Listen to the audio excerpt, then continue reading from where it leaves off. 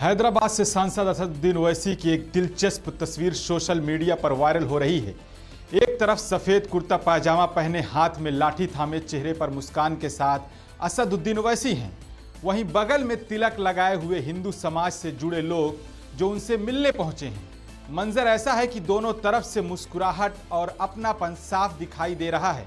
अक्सर कहा जाता है कि ओवैसी सिर्फ एक समुदाय के नेता हैं, लेकिन ये तस्वीर कुछ अलग बयान कर रही है। हिंदू समाज के लोग उनके साथ फोटो खिंचवा रहे हैं और खुशी खुशी हाथ मिला रहे हैं। ओवैसी का दावा है कि वो सिर्फ एक धर्म नहीं बल्कि हर उस इंसान के लिए काम करते हैं जो उनके पास आता है। उनकी पार्टी का कहना है कि आवाम की खिदमत ही हमारी पहचान है और यही वजह है कि उनकी पार्टी के विधायक रोजाना दारुस्सलाम में बैठकर आम जनता की समस्याओं को सुनते हैं, चाहे वो किसी भी धर्म या जाति से हो। ये तस्वीर सिर्फ एक मुलाकात नहीं बल्कि एक संदेश है कि जमीन पर लोग सिर्फ नफरत नहीं, मोहब्बत और भरोसे की तलाश में रहते हैं।